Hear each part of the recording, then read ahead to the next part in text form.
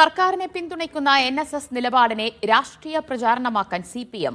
രണ്ട് പിണറായി സർക്കാരുകളുടെയും കാലത്ത് വിവിധ വിഷയങ്ങളിൽ എതിർപ്പ് രേഖപ്പെടുത്തിയിരുന്ന NSS ഇപ്പോൾ പിന്തുണ അറിയിച്ചത് തെരഞ്ഞെടുപ്പ് രംഗത്ത് പ്രചാരണ വിഷയമായി വരും. എന്നാൽ അയ്യപ്പ സംഗമത്തിലെ NSS പിന്തുണയെ രാഷ്ട്രീയമായി കാണേണ്ടതില്ലെന്ന് നിസ്സാരവൽക്കരിക്കുകയാണ് കോൺഗ്രസ്.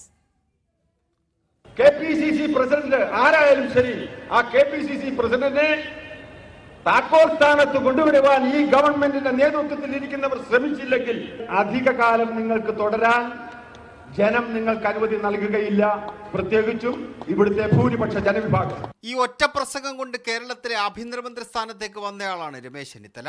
സമദൂരമെന്ന് എല്ലാ കാലത്ത് NSS പറയാറുണ്ടെങ്കിലും UDF-നൊപ്പം ചേർന്ന് നിൽക്കുന്നതായിരുന്നു NSS-ന്റെ എക്കാലത്തെയും നിലപാട്. 2016 പിണറായി വിജയൻ അധികാരം ഏറ്റെടുത്തതിന് പിന്നാലെ LDF-നോടുള്ള അകലം NSS-ന് വർദ്ധിച്ചു. ശബരിമല സ്ത്രീ പ്രവേശന വിഷയത്തിൽ സർക്കാരിനെതിരെ യുദ്ധപ്രഖ്യാപനം നടത്തി NSS. വട്ടിയൂർക്കാവ് ഉപതെരഞ്ഞെടുപ്പിൽ UDF-ന് പരസ്യ പിന്തുണ പ്രഖ്യാപിച്ചു. എന്നാൽ NSS ഇപ്പോൾ അയയുകയാണ്.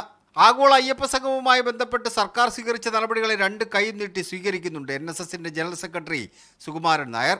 ആ പരിപാടിയിൽ പങ്കെടുക്കാതിരുന്ന UDF-നെയും BJP-യും കണക്കറ്റ് വിമർശിക്കുന്നുമുണ്ട്.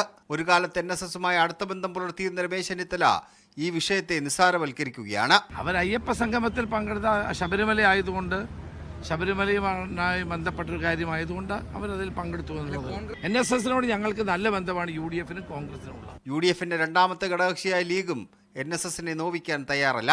കാരണം അവരൊരു പ്രിൻസിപ്പിൾ, ഒരു തത്വത്തിന്റെ അടിസ്ഥാനത്തിലാണ് അവർ പറഞ്ഞത്. അതിൽ ആരെങ്കിലും രാഷ്ട്രീയ മുതലെടുപ്പ് ഉദ്ദേശിച്ചിട്ടുണ്ടെങ്കിൽ അത് നടക്കൂല, അത് ഉണ്ടാവില്ല എന്നുള്ളതാണ് അത് കഴിഞ്ഞപ്പോൾ എല്ലാവർക്കും ബോധ്യമായിട്ടുള്ളത്. തദ്ദേശ തെരഞ്ഞെടുപ്പിന് മാസങ്ങൾ മാത്രം ബാക്കി നിൽക്കെ NSS-ന്റെ നിലപാട് വോട്ടാക്കി മാറ്റാൻ വേണ്ടിയുള്ള പരമാവധി പണികൾ CPM ക്യാമ്പുകളിൽ ആരംഭിച്ചിട്ടുണ്ട്. അതിനെ പ്രതിരോധിക്കാൻ വേണ്ടിയുള്ള നീക്കങ്ങൾ UDF-ഉം തുടങ്ങി. മീഡിയ 1 തിരുവനന്തപുരം.